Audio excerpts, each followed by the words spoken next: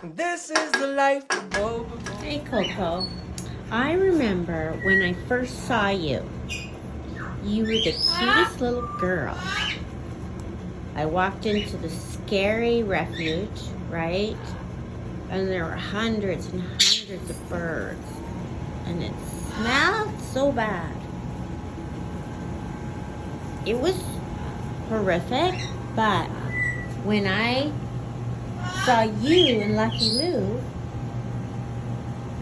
I couldn't believe it. Because you guys both looked like the sickest birds in the whole place. Honestly, I took one look at you and Lucky Lou and I thought, oh my God. Coco was all curled up under Lucky Lou's wing, snuggled up to her, because I think that's how Coco kept warm at night. There was no heat at the refuge. And, well, very little. And she would snuggle up to Lucky Lou at night. Anyways, I thought there were bats that came. Like the first day, we all volunteered to go in there and clean up the birds. There were like 4 or 5 doctors there, and we were supposed to identify the birds that we thought were the sickest. And I remember going up to, I saw the 2 of them and I was like, holy crap. These are sick birds. So I ran to one of the people in charge and told them about these 2, that they were shaking and barely any feathers. Anyway, so that was that night. The vets were very busy that day because there were so many sick birds. And I thought, okay, well.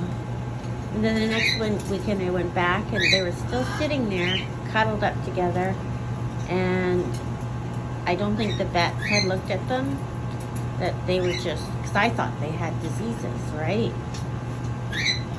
I think the vets looked at them and didn't think anything was wrong other than they were just cold and featherless. And I thought, okay, well, they're just cold and featherless, and scared. And I think it was just it was like a quick split second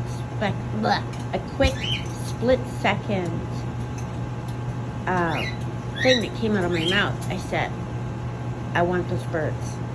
Because I knew that I could give them warmth and comfort and vet treatment and all that. So that was when I first saw Coco. I was surprised too. I was really surprised when, a couple weeks later, the doctor calls me and says, I've got a surprise for you here. You want to come? It was late at night and I went and saw them. They were in a little crate. And I remember it was an exhausting day for everyone involved, and everyone was just sitting there. And there was a vet tech. I don't know who she was. But anyway, someone said, how do you like Danita's new birds? And then she turned around because they were in a carrier. She came and she looked at them. And they were such ragamuffins. Her eyes kind of bulged out like, ugh.